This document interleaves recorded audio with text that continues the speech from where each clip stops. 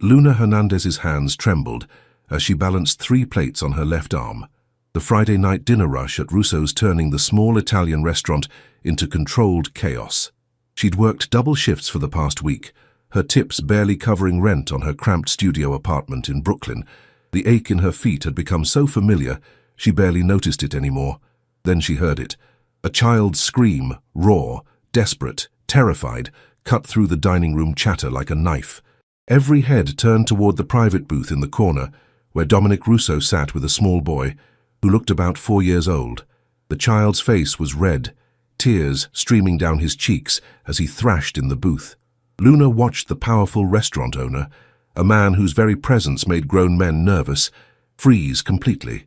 His hands hovered uselessly near his son, his jaw tight with something that looked like panic. Someone should do something, a customer muttered, but no one moved. No one dared approach Dominic Russo uninvited. Luna set down her plates and walked toward the booth, her heart pounding. She didn't know what made her do it. Maybe it was the desperate helplessness in the powerful man's dark eyes. Maybe it was the way the little boy's screams reminded her of her own childhood fears.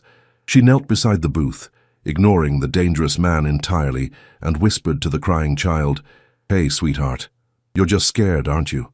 It's okay to be scared." The screaming stopped. 3 hours earlier, Luna pushed through the kitchen doors of Russo's, tying her apron with practiced efficiency. Her 3rd month working at the upscale Brooklyn Italian restaurant, and she still felt out of place among the marble floors and crystal chandeliers. Back home in Mexico City, her mother ran a small taqueria. This world of expensive wine and hushed conversations felt like a different planet. "Table 6 needs their check," Marco, the head waiter, called out. "And Luna, Mr. Russo's coming in tonight with his son. Private booth, don't mess it up." Luna's stomach tightened. She'd seen Dominic Russo exactly twice since starting here, both times from a distance. The owner rarely visited his own restaurant, but when he did, the entire staff moved differently, carefully, respectfully, with an edge of fear that Luna didn't quite understand, but felt nonetheless. "Got it," she murmured, smoothing her black apron over her simple white blouse. The evening shift passed in a blur of orders and polite smiles. Luna's feet ached in her worn sneakers. The nice shoes she'd brought from Mexico had given out last month, and new ones weren't in the budget. Not when she sent half her paycheck home to her younger siblings still in school. At 8 o'clock, the energy in the restaurant shifted. Dominic Russo walked through the front door, and Luna understood immediately why people feared him. He stood at least 6'3", his broad shoulders filling out an impeccably tailored black suit. Dark hair was swept back from a face that could have been carved from granite, sharp jaw shadowed with designer stubble, Roman nose, and eyes so dark they were almost black. Everything about him screamed power and control, but it was the little boy clutching his hand that made Luna's heart squeeze. The child was small for what looked like 4 years old, with the same dark hair as his father, but with softer features and large, frightened eyes. He pressed against Dominic's leg, his other hand twisted in his own shirt, a self-soothing gesture Luna recognized from her work with her youngest brother after their father died. "This way, Mr. Russo," Marco said smoothly, guiding them to the private booth in the corner. Luna tried not to stare as she delivered bread to a nearby table. The little boy, Paolo, she heard Dominic say quietly, wouldn't sit down. He stood on the booth seat, whimpering, reaching for his father. "Paolo, sit," Dominic said, his voice low but strained. "We talked about this. You wanted to come to Papa's restaurant." The child's whimper turned into a cry. Luna watched Dominic's jaw tighten, watched the powerful man's hands flex helplessly. She'd seen that look before, on her mother's face after their father died, when her baby brother screamed for someone who would never come back. Grief, exhaustion, the terrifying realization that love alone wasn't enough to fix what was broken. An hour passed. Paolo's distress escalated from whimpers to full crying, then to the screaming that stopped the entire restaurant. That's when Luna set down her plates and walked over. She knelt beside the booth at the child's eye level, deliberately not looking at Dominic Russo. Every instinct told her this was dangerous.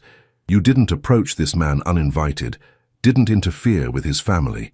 But the child's pain pulled at something deep in her chest. "Hey, sweetheart," Luna whispered in the gentlest voice she had. "You're just scared, aren't you? It's okay to be scared."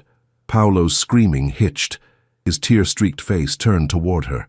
"Sometimes Luna continued softly. When we're scared, it helps to have something to hold, something soft and safe. She pulled a clean napkin from her apron, folded it into a simple shape, not quite origami, just a small triangle. My little brother used to hold his special blanket. What do you like to hold? Paolo stared at her, his breathing still ragged, but the screaming stopped. Bunny, he whispered. A bunny? That sounds perfect. Is your bunny at home? The smallest nod. Well, maybe this napkin can be like a pretend bunny just for tonight, just until we get you home to your real one. Luna held out the folded cloth. Paolo's small hand reached out slowly. He took the napkin, clutched it to his chest. There you go, Luna murmured. You're so brave. And you know what? Your papa's right here. He's not going anywhere.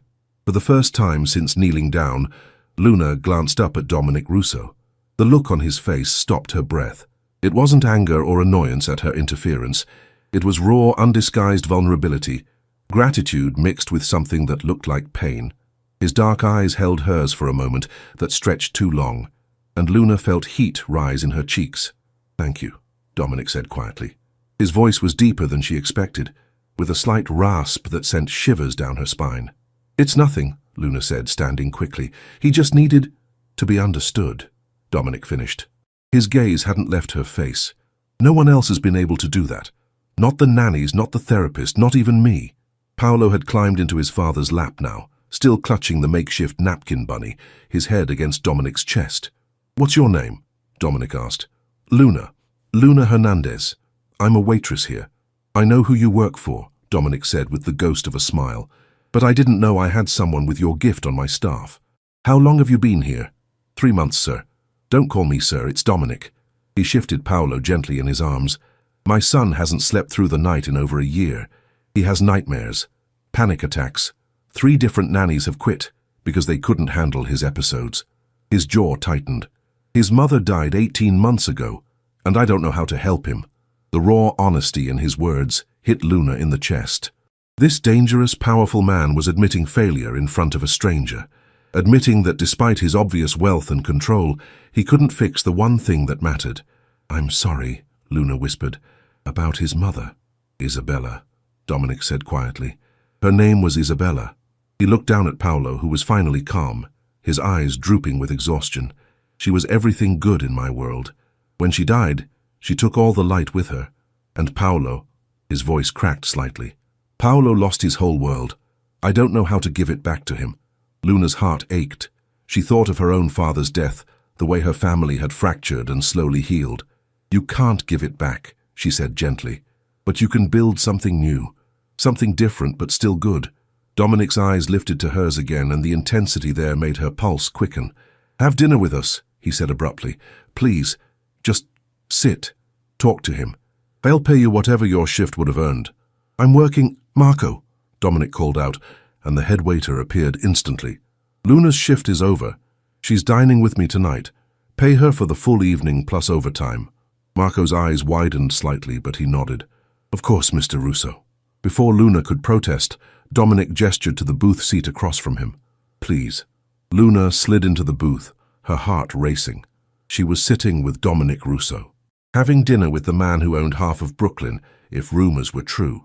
The man whose name made even police officers look away.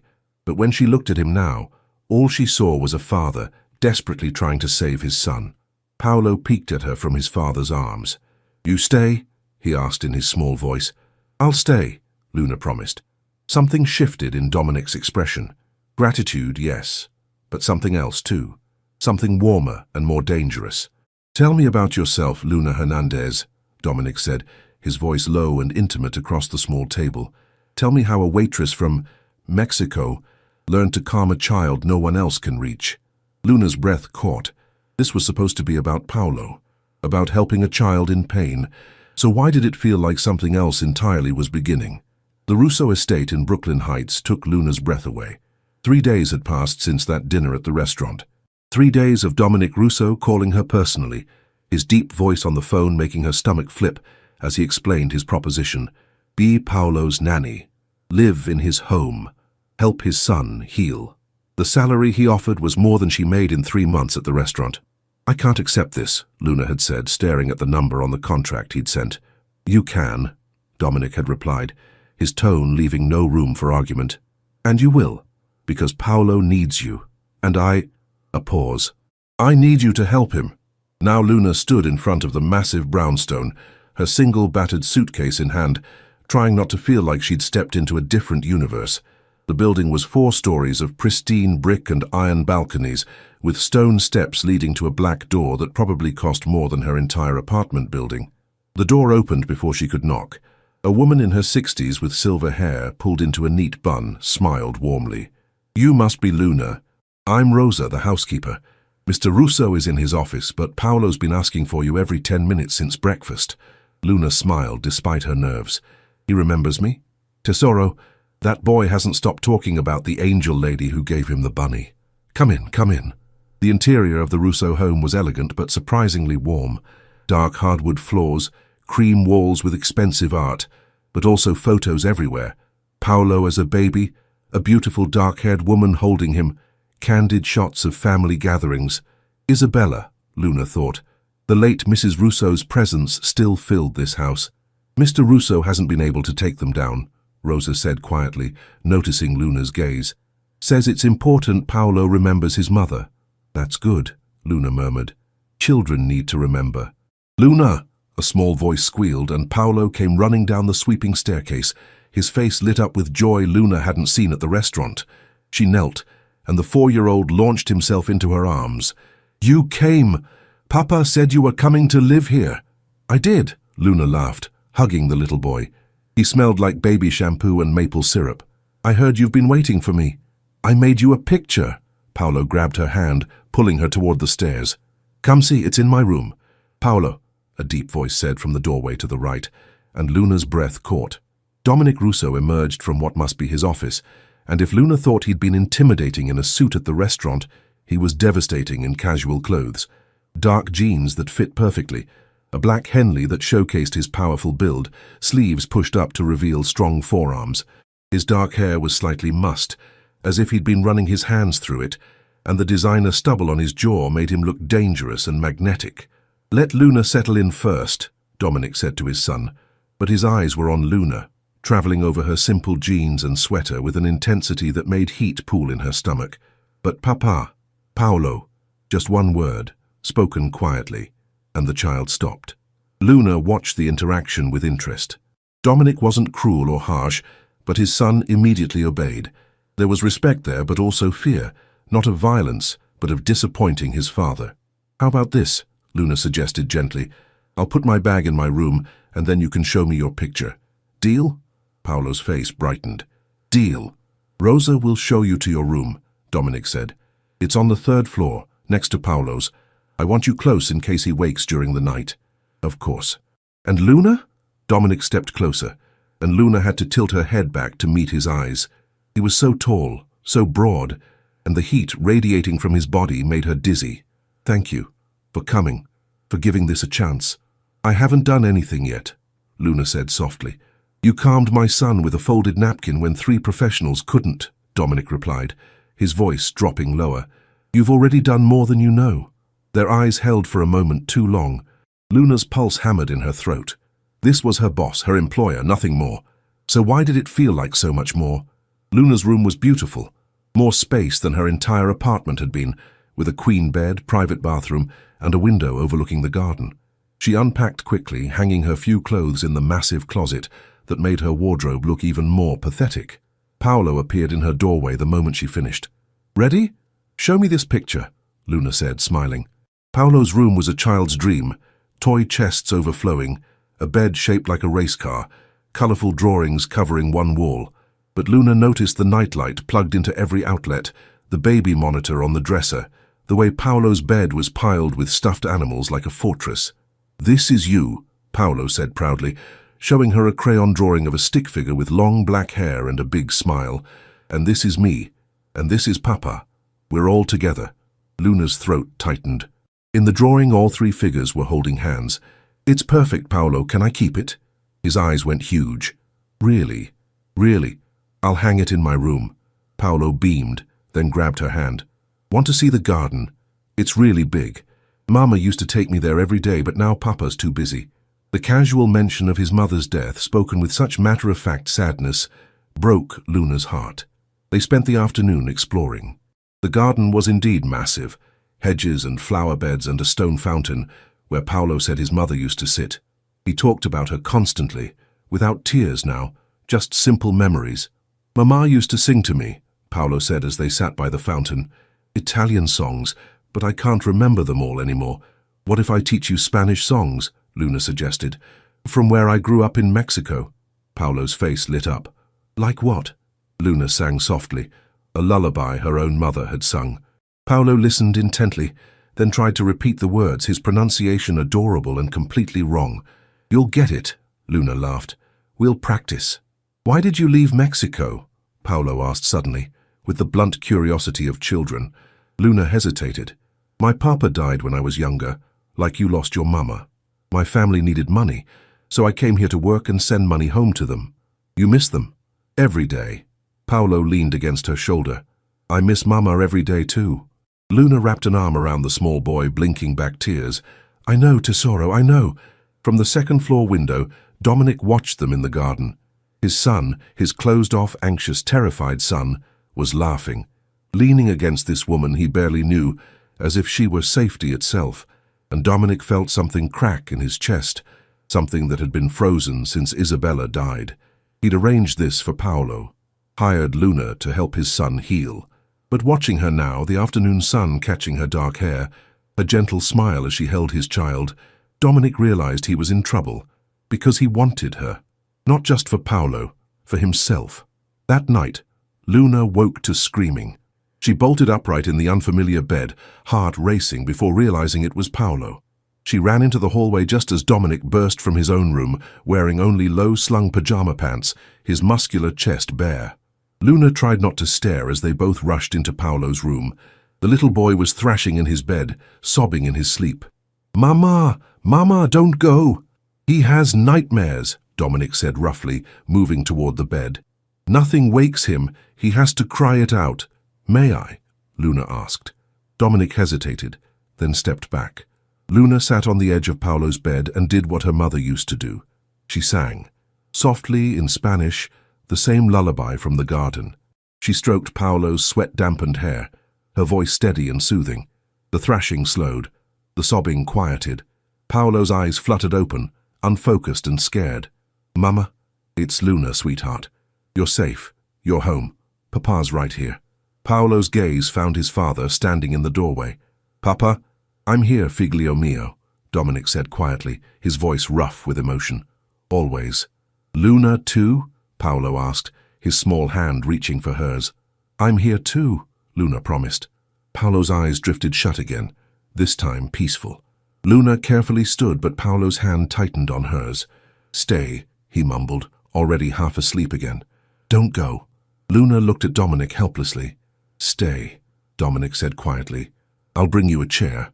He returned moments later with a plush armchair, setting it beside Paolo's bed. Luna sank into it, her hand still in Paolo's small grip. Dominic stood there for a long moment, looking at his sleeping son, then at Luna. The moonlight from the window cut across his face, highlighting the sharp planes and shadows. His eyes were dark and intense and fixed on her. "No one's ever been able to calm him from a nightmare," Dominic said finally. "Not even me." "You love him," Luna said softly. "That's what matters." "Love isn't enough." Dominic's jaw tightened. "I'd give him everything I have, and it still wouldn't bring his mother back." "No," Luna agreed, "but your love can build something new. Something just as good, just different." Dominic's gaze held hers in the darkness. "You believe that?" "I have to, or what's the point of surviving loss at all?" Something shifted in Dominic's expression. Admiration, attraction, something deeper Luna couldn't name. "You should get some sleep," Luna said, trying to break the intensity of the moment. "I'll stay with him tonight." "Luna, he needs this.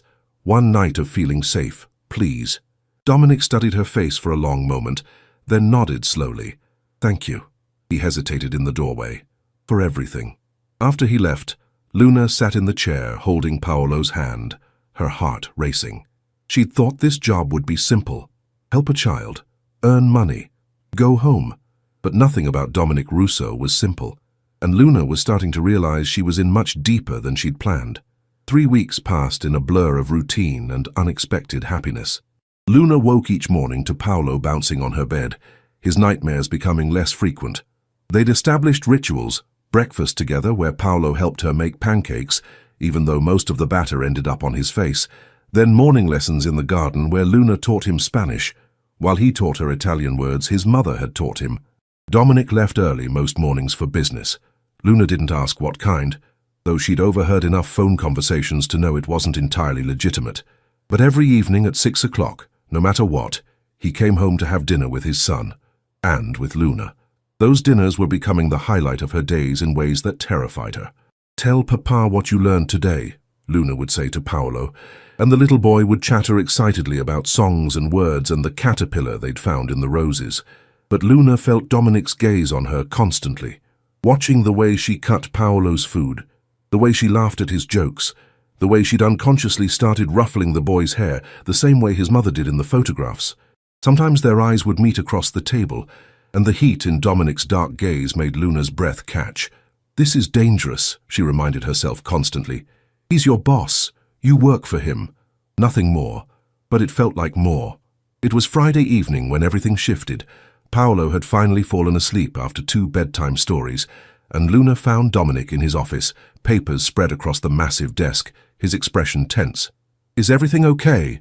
Luna asked from the doorway. Dominic's gaze lifted, and the stress in his face softened slightly. "Business complications. Nothing you need to worry about. Paolo wants to know if you'll take him to the park tomorrow. He's been asking all week." A shadow crossed Dominic's face. "I can't, I have meetings." Luna's disappointment surprised her. "He misses spending time with you. He has you now." "I'm not his father, Dominic. I can't replace you." Luna stepped into the office. "He needs you. More than he needs anything else." "What he needs," Dominic said roughly, standing from his desk, "is stability, safety, things my world doesn't always provide." He moved around the desk, and suddenly he was close, too close. "You've given him more peace in 3 weeks than I've managed in 18 months. You think I don't see what's happening? My son is healing because of you. He smiles because of you. He sleeps because of you. He loves you," Luna said softly. "That's why he's healing. Because you brought me here, because you're trying." "I'm trying," Dominic agreed, his voice dropping lower. "I'm trying very hard to remember you work for me, that I hired you to help my son. I'm trying to remember all the reasons I can't—" He stopped abruptly, jaw tightening. "Can't what?" Luna whispered, her heart hammering. Dominic's hand lifted, almost unconsciously, and his fingers brushed her cheek. The touch was feather-light, but sent electricity through her entire body. "Can't want you the way I do." Luna's breath stopped. "Dominic, I watch you with my son," he continued, his voice rough with emotion, "and I see everything I lost when Isabella died. I see light, laughter, life. You've brought life back into this house, Luna. Into Paolo, into—" His thumb traced her jawline. "Into me. This is a bad idea," Luna breathed, even as she leaned into his touch. "I know. You're my boss. I know. This could end badly. I don't care." Dominic's other hand came up to cup her face, and Luna's pulse skyrocketed.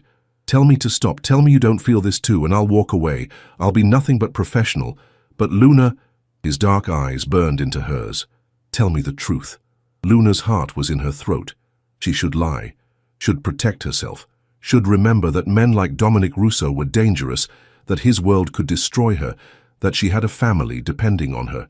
But when she opened her mouth, the truth spilled out. "I feel it too." Dominic's eyes darkened with something primal and possessive. His head lowered slowly, giving her every chance to pull away. Luna didn't move. When his lips touched hers, the world stopped.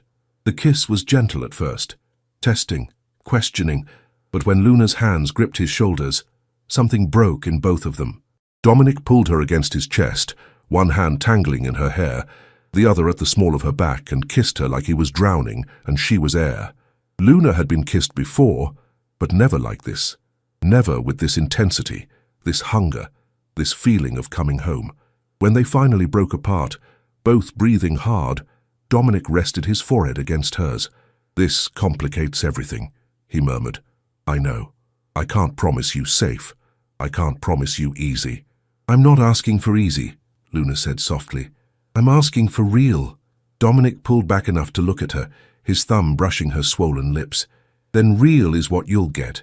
But Luna, you need to understand. My world isn't like yours. There are dangers, enemies, people who would hurt you to get to me.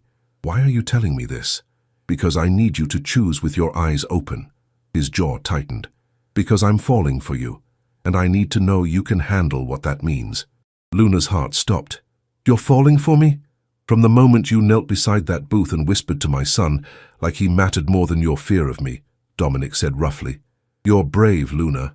Braver than anyone I've ever met. You walked into my world without hesitation because a child was hurting.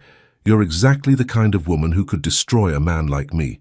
I don't want to destroy you, Luna whispered. Then what do you want? Luna looked up into his dark eyes, at this powerful, dangerous man who was also a grieving widower and desperate father. I want Paolo to keep healing. I want you to smile more. She swallowed hard. I want this, whatever this is. Dominic kissed her again, slower this time, deeper. When he pulled away, his voice was rough. Stay with me tonight. Not in Paolo's room, in mine. Luna's breath hitched. Dominic, just to sleep, he clarified quickly. I just want to hold you, to not be alone for one night. His vulnerability broke her heart. Please. Luna knew she should say no, knew this was crossing every professional line, but when she looked at him, she didn't see her boss or a dangerous man. She saw someone as lonely as she was. Okay, she whispered. Luna woke in Dominic's massive bed, wearing one of his t-shirts, sunlight streaming through floor-to-ceiling windows. His arm was wrapped around her waist, his body warm against her back, and for a moment she just breathed. This was real. This was happening. You're awake, Dominic murmured against her hair, his morning voice even deeper. So are you. Been awake for an hour, watching you sleep. Luna turned in his arms to face him. His hair was mussed, stubble darker, eyes softer than she'd ever seen them. That's not creepy at all, she teased. A ghost of a smile touched his lips. With you here, I slept through the night for the first time in 18 months. I wasn't about to waste a second. Luna's heart squeezed. Dominic. A knock interrupted them. Papa, Paolo's voice called from the hallway. Where's Luna? They both froze. Under the bed, Dominic whispered. But Luna was already moving, diving under the bed just as the door opened. From her hiding spot, Luna watched Dominic's bare feet hit the floor as he opened the door. Paolo, what did we say about knocking? I did knock. Where's Luna? She's not in her room. Maybe she's in the kitchen. Rosa says she's not. Papa, where is she? Luna bit her lip to keep from laughing at the panic in Dominic's voice. I'll help you find her. Let's check the garden. As their voices faded down the hallway, Luna emerged from under the bed, straightening Dominic's shirt. Her heart was racing, but she was smiling. This was dangerous, complicated, probably stupid. But for the first time in years, Luna felt fully alive. That afternoon, Dominic took them both to the park. Luna watched from a bench as Dominic pushed Paolo on the swings, the little boy's laughter ringing out pure and joyful. Other parents gave them a wide berth. Even in casual clothes, Dominic radiated danger, but Paolo was oblivious, shouting, Higher, Papa, higher. You're staring, Rosa said, appearing beside Luna with 2 cups of coffee. I'm supervising, Luna corrected, accepting the cup with a smile. Rosa's knowing look made Luna blush. That man hasn't smiled like that since his wife died, and that boy hasn't laughed like that maybe ever. They're healing. Because of you. Rosa patted Luna's hand. Whatever's happening between you and Mr. Russo, and don't deny it, I've been cleaning his sheets for 20 years. I know when a bed's been shared. Just know that you've brought life back to that house, that family. Luna's throat tightened. I care about them. Both of them. I know, Bambina, just be careful. Mr. Russo's world. It's not always kind to the people he loves. A shadow crossed the sun, and Luna looked up to see a black SUV pulling alongside the park. The windows were tinted, but Luna felt eyes on them. Dominic, she called out, trying to keep the worry from her voice. He looked up, saw the vehicle, and his entire demeanor changed.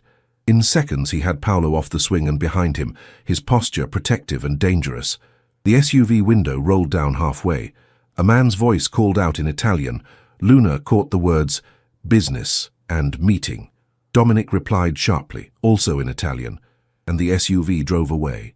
But when he turned back to them, his jaw was tight with tension. "Time to go home," he said quietly. In the car, Paolo chatted about the park, oblivious to the tension radiating from his father. But Luna saw Dominic's knuckles white on the steering wheel, saw the dangerous focus in his eyes. That night, after Paolo was asleep, Luna found Dominic in his office again, staring at his phone with an expression that chilled her. "What's wrong?" she asked from the doorway. Dominic's eyes lifted to hers. "Nothing you need to worry about." "Dominic?" "Luna." He stood, crossing to her in 3 strides. His hands framed her face, and the desperation in his eyes terrified her. "Whatever happens, I need you to know. You and Paolo are the most important things in my world now. I will protect you, both of you, no matter what it costs me. You're scaring me." "Good," Dominic said roughly, "because my world is dangerous, and I need you scared enough to be careful." He kissed her forehead, then her lips, gentle and desperate all at once. "But not scared enough to leave. Please don't leave." "I'm not going anywhere," Luna promised. But even as she said it, she wondered if that was a promise she could keep, because the look in Dominic's eyes told her that danger wasn't just coming. It was already here. Paolo was spending the week at Rosa's sister's house in upstate New York, a planned trip that Dominic had arranged months ago, a chance for his son to spend time with extended family in a safe, peaceful environment far from the city. "I'll miss you so much," Luna had told Paolo as she hugged him goodbye that Monday morning. "But you're going to have so much fun with Rosa's family. Will you be here when I come back?" Paolo had asked, his small hands gripping her sweater. "I promise," Luna had said, her heart full. She hadn't known then that keeping that promise would cost her everything. It was Wednesday evening when everything fell apart. Luna was in the kitchen preparing dinner when she heard shouting from Dominic's office. His voice, sharp and cold in rapid Italian, sent chills down her spine. She'd learned to recognize that tone. It was the voice he used when dealing with the dangerous side of his business. The office door slammed open, and Dominic emerged, his phone pressed to his ear, his expression darker than Luna had ever seen. "Get everyone out," he said in English, clearly for her benefit. "Now." "What's happening?" Luna asked, setting down the knife she'd been using. "Luna, listen to me very carefully." Dominic crossed to her, his hands gripping her shoulders. "There are people coming here, bad people, people who want to hurt me by hurting what I care about." Luna's heart stopped. "Paolo is safe. He's hours away with Rosa's family. They don't know about him." Dominic's jaw tightened. "But they know about you." Fear flooded through Luna. "How?" "Because I was careless. Because I let myself be happy, and people noticed." His thumb brushed her cheek. "I need you to go upstairs, pack a bag, and leave with my men. They'll take you somewhere safe until this is over. What about you? I'm going to handle this." "Dominic!" "Luna." His voice was steel. "I can't fight and protect you at the same time. Please, trust me. Go." Footsteps pounded upstairs as Dominic's security team moved through the house. Luna heard Rosa's voice, sharp and worried, as she was escorted out the back entrance. "I'm not leaving you," Luna said, her hands fisting in Dominic's shirt. "You are." Dominic pulled her hard against his chest, and she felt the rapid hammer of his heartbeat. "Because if something happens to you, I won't survive it. Do you understand? Paolo needs you. I need you. So you're going to be smart and careful and let me do what I'm good at." Headlights cut through the front windows. "They're here," someone shouted. Dominic kissed Luna hard and fast. "Go, now." 2 of his men grabbed her arms, pulling her toward the back of the house, even as she struggled. "Dominic, I'll find you," he called back. "I promise." Then she was being hustled into a black SUV, the door slamming shut, and they were pulling away from the house, just as 3 cars screeched to a stop out front. Luna twisted in her seat, watching through the rear window as armed men emerged from the vehicles. She saw Dominic standing on his front steps, utterly fearless, his posture radiating lethal danger. Then they turned a corner, and he disappeared from view. "Where are we going?" Luna demanded. "Safe house in New Jersey," the driver said. "Mr. Russo's orders. You'll stay there until he gives the all-clear." "How long will that take?" The men exchanged glances but didn't answer. Luna's hands trembled as she pulled out her phone. No messages from Dominic, no calls, just silence. "Please be okay," she thought desperately. "Please." 3 hours passed, like 3 years. The safe house was a small apartment above a restaurant in Newark, clean but sparse with security cameras outside and two of Dominic's men stationed at the door.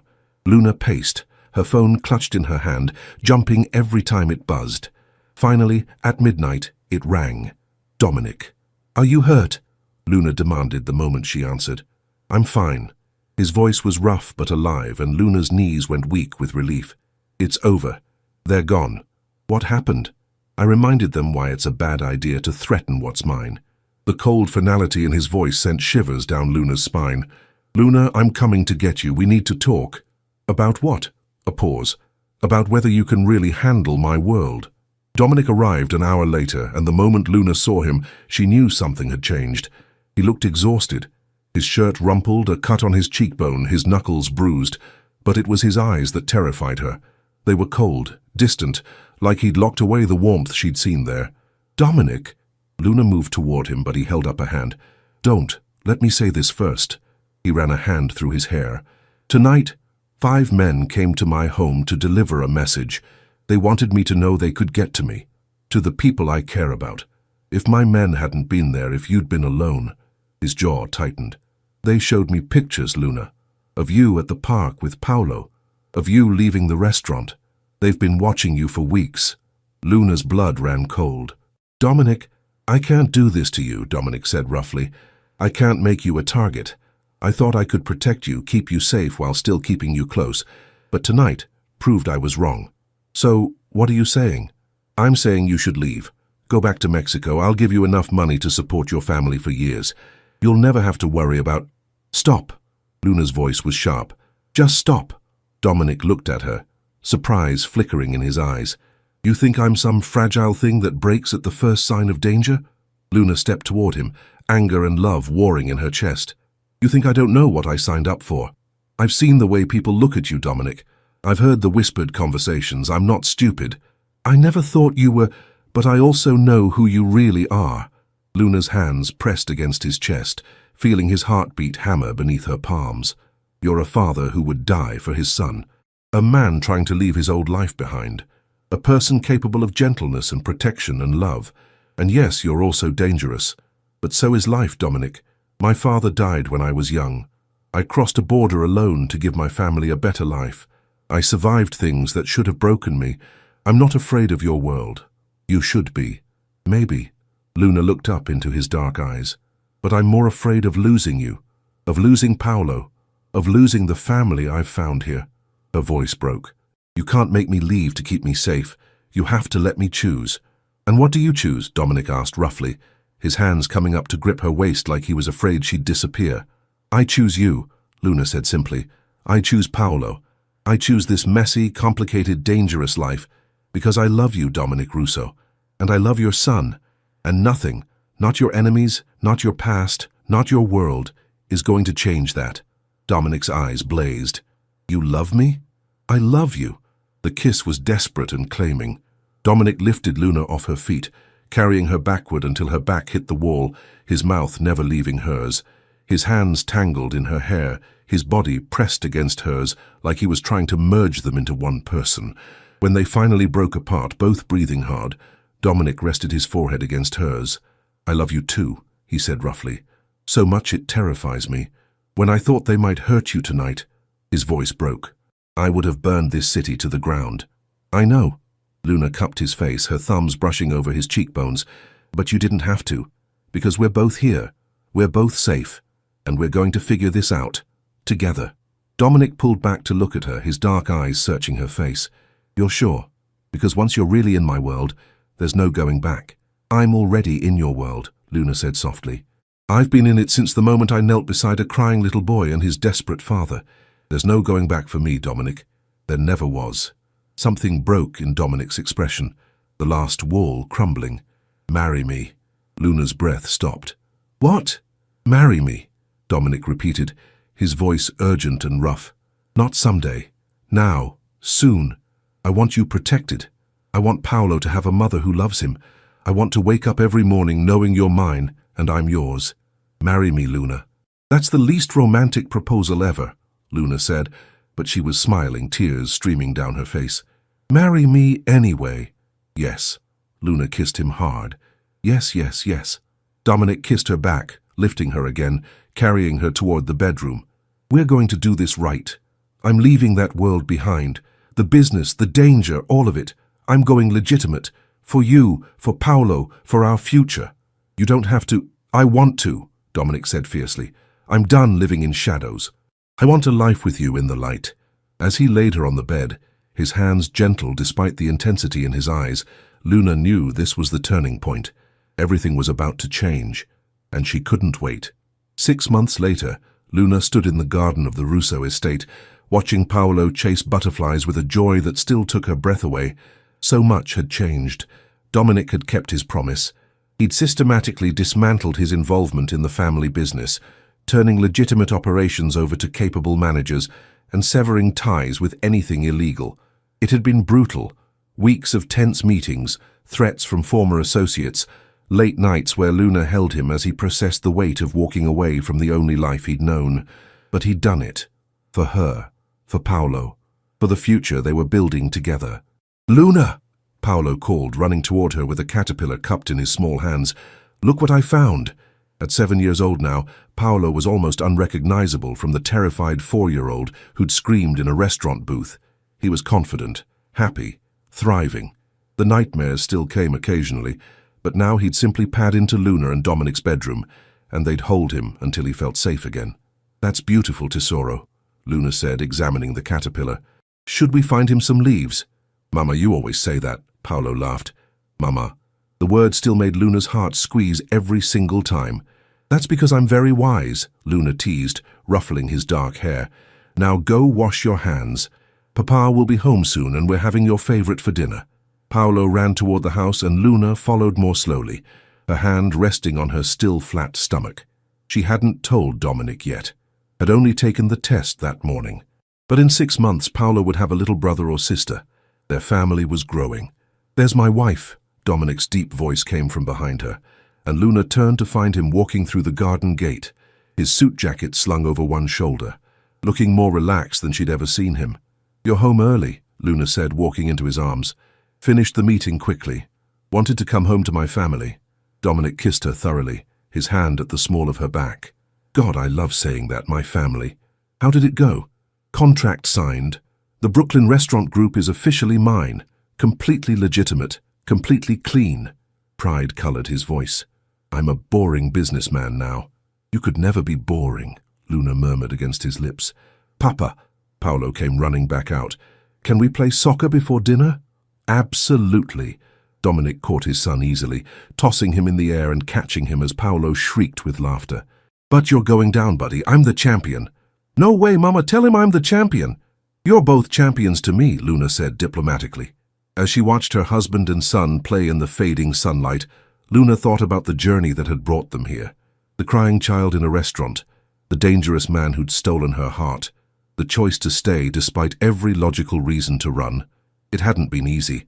There were still whispers about Dominic's past, still occasional threats from people who didn't understand that he'd left that world behind, but they faced it together. "Luna," Dominic called, jogging over. "Come play with us." "I don't think—" "Mama, please." Paolo grabbed her hand. Luna laughed, letting them pull her into their game, and as she ran through the garden with her family, she felt completely, perfectly happy. This was everything she'd never dared to dream of. That night, after Paolo was tucked into bed, with only one bedtime story instead of his usual 3, Luna found Dominic on their bedroom balcony, looking out over the city. "What are you thinking about?" she asked, wrapping her arms around him from behind. "How different my life looks from a year ago," Dominic said, turning to pull her against his chest. "How close I came to losing everything that matters. But you didn't, because you stayed, because you were brave enough to choose me." His hand cupped her face. "I don't deserve you, Luna." "You're right," Luna said with a small smile. "You deserve better, but you're stuck with me." Dominic laughed, the sound free and genuine. "Stuck with you forever." "Speaking of forever," Luna took a deep breath. "I have something to tell you." Something in her tone made Dominic still, his dark eyes sharpening. "What is it?" "I'm pregnant." For a heartbeat, Dominic didn't move, didn't breathe. Then his face transformed, pure joy breaking across his features like sunrise. We're having a baby, Luna confirmed, laughing as tears streamed down her face. Dominic kissed her desperately, then dropped to his knees, his hands gentle on her stomach. "Hello in there," he whispered. "Your papa loves you already so much." Luna's hands tangled in his hair, her heart so full she thought it might burst. "Are you happy?" Dominic looked up at her, and the love in his eyes was almost too much to bear. "Happy doesn't begin to cover it. You've given me everything, Luna. A second chance, a family, a reason to be better than I was." He stood, pulling her close again. "I'm going to spend the rest of my life proving I'm worthy of you." "You already have," Luna whispered. They stood on the balcony as night fell over Brooklyn, two people who'd found each other in the most unlikely circumstances and built something beautiful from the ashes of grief and loneliness. Inside, Paolo slept peacefully, no nightmares haunting him. And in Luna's womb, new life was beginning. The Russo family was complete. 4 years later, Luna laughed as 3-year-old Isabella Russo, named after the mother she'd never known but would grow up hearing stories about, smeared frosting across her chubby cheeks. "Bella, the cake is supposed to go in your mouth," Luna said, wiping her daughter's face with a damp cloth. "But Mama, it's so messy," Bella giggled, her dark curls bouncing. From the kitchen doorway, Dominic watched his wife and daughter with an expression of pure contentment. At 11 years old, Paolo stood beside his father, nearly up to his shoulder now, watching his baby sister with the protective instinct he'd inherited from both his parents. "She's going to be trouble," Paolo said sagely. "Just like her mother," Dominic agreed, catching Luna's mock-offended look. "I heard that," Luna called. "You were meant to," Dominic said, crossing the kitchen to kiss her. Even after years of marriage, the touch of his lips still sent butterflies through her stomach. "Oh, they're kissing again," Bella announced. Paolo just rolled his eyes with the exasperation of an older brother who'd seen this 1,000 times. The kitchen of their new home, a beautiful brownstone in a quieter neighborhood of Brooklyn, far from the estate with its memories of danger, was warm and full of life. Photos covered the walls. Paolo's school plays, Bella's first steps, family vacations to Mexico, where Luna's siblings had fallen in love with Dominic and his children. "Are we ready?" Dominic asked, checking his watch. "Ready for what?" Luna looked up from cleaning Bella's hands. "It's Sunday. You know what that means." Luna smiled. Every Sunday for the past 4 years, they'd gone to Russo's restaurant, now under new management but still bearing Dominic's family name, for family dinner. It was their tradition, their way of honoring where they'd begun. "Let me get changed," Luna said, standing on tiptoe to kiss him again. As she passed, Dominic caught her hand. "Have I told you today that I love you? Only twice. That's not enough." His dark eyes held hers, still intense after all these years. "I love you, Luna Russo. You saved me. You saved my son. You gave me a daughter and a life I never thought I deserved." "We saved each other," Luna corrected softly, "and we built this life together." At the restaurant that evening, Luna sat in the same booth where she'd first heard Paolo scream, where she'd knelt beside a crying child and changed the course of 3 lives forever. But now, Paolo sat beside her, tall and confident, helping Bella cut her pasta. Dominic sat across from them, his hand linked with Luna's on the table, his smile easy and genuine. "Mama," Bella said suddenly, "tell me the story again, about how you and Papa met." Luna exchanged a glance with Dominic, saw the warmth in his eyes. "Well," Luna began, "there was once a scared little boy in a restaurant and a waitress who heard him crying." As she told the story, edited for Bella's young ears but true in all the ways that mattered, Luna looked at the family she'd found in the most unlikely place. She thought of the terrified girl who'd crossed a border with nothing but hope, the struggling waitress who'd barely survived week to week, the woman who'd been brave enough to kneel beside danger and offer comfort. That woman had been building toward this moment, without knowing it. "And they lived happily ever after?" Bella asked, her eyes wide. "They lived happily ever after," Luna confirmed, squeezing Dominic's hand, "because they had. Not perfectly, not without challenges, but together, and that was more than enough."